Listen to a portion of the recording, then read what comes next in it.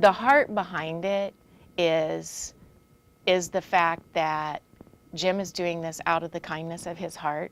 Casey is home to the world's largest wind chime, knitting needles, and much more.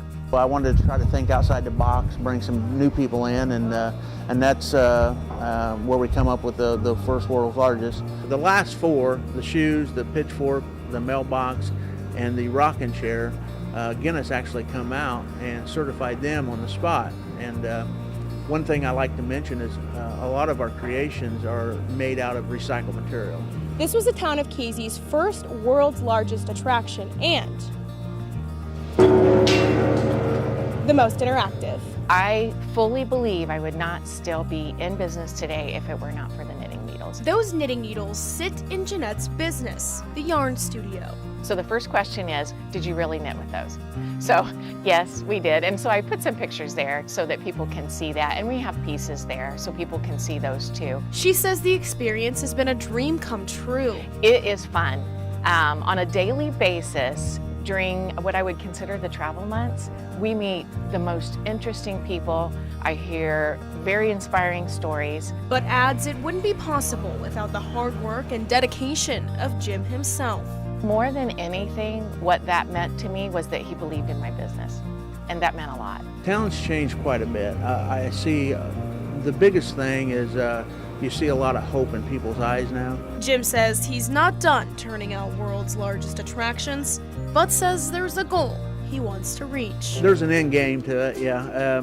I'd like to have 12 world's largest, that's my kind of a goal. But what makes Jim the happiest is the promise of a brighter future for Casey. It's fun to see the community pull together and be one big family again and have an identity. A small town full of big things and people with big personalities. In Casey, Meredith Hackler, WAND News. When we think of dragons, we usually don't think about seeing one in person. First time I met it was in a parade. Walt had brought it to a parade, and I thought, wow, what a neat idea.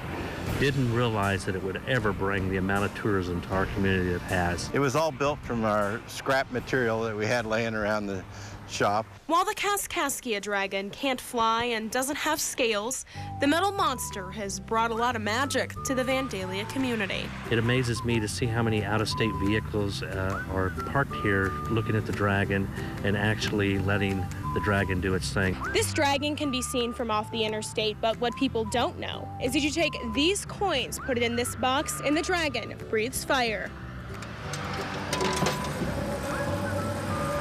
It was just a fluke that we built it, so it sat around for a little while, and then we decided that maybe it'd be good to put in the Halloween parade. For a while, people could only see the dragon in the Halloween parade, but now anyone who walks by Walt's hardware store can enjoy it. Well, it's always nice to see the kids because they get excited, and you can see a kid jumping up and down when it does breathes fire, and I always tell them to make a wish and your wish will come true when you breathe fire. And that experience is why thousands of tourists come to Vandalia each year. It makes me proud for the community. It makes me proud for the citizens of the community that I represent. And not only does it make me proud, but it also makes my heart beat for all the citizens and all the people in the world that can come to us and see what has happened in our community with the history that's been made. A little oddity, life is all about different little things, and this is one just different little thing. In Vandalia, Meredith Hackler, WAND News. Some say no child is complete without at least one visit to an arcade. And one man is determined to keep that experience around for kids and kids at heart for years to come. I want this to be an arcade mecca. I want every building in this downtown to be filled with arcade games of some sort of theme. I want, when people think of arcade, I want the first thing in their mind to be McLean, Illinois. John is the owner and creator of Arcadia, an arcade museum. You can play every game on display. I have been collecting games since I bought my first game in high school back in the late 80s. And then as soon as I got to college, I kind of started hoarding games. With games dating back to the early 1970s, John has over 1,500 arcade games, including some that I grew up with. Aw, game over. Once a game stopped earning money, it was completely worthless to them, and they just wanted it out of their warehouse. So I could call up guys, and I called people all within a 1,000-mile range of here, and I would offer to basically haul away the old games that weren't making money. And I would get truckloads of games for free or for almost free, and that's where I got the best stuff. John used to be able to get the machines for free, but that option disappeared with the internet and explosion of online markets like eBay.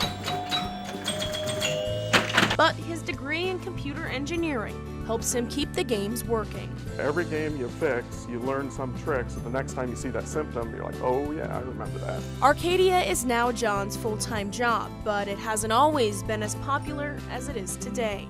The fact that I survived through 7 years of it completely being a bomb, and just, there were so many times I went home and told my wife, I'm closing that stupid arcade, it's just not worth it. And now it's starting to work. The technology and convenience of home gaming systems changed how often people visit arcades, but John says it's helped him become successful. The closure of all the arcades all over the country and the removal of games from everything other than a bar really has caused people to become so nostalgic about arcade games that when they see a place like this that's truly a family arcade, you just can't find this anywhere. While living out his American dream is something he never thought would happen, John says the most rewarding experience is the visitors' reactions. The most rewarding thing for me is seeing families bond, you know? I hope they leave this place as closer as a family than when they came in, you know? So, you know, more connected. In McLean, Meredith Hackler, WAND News.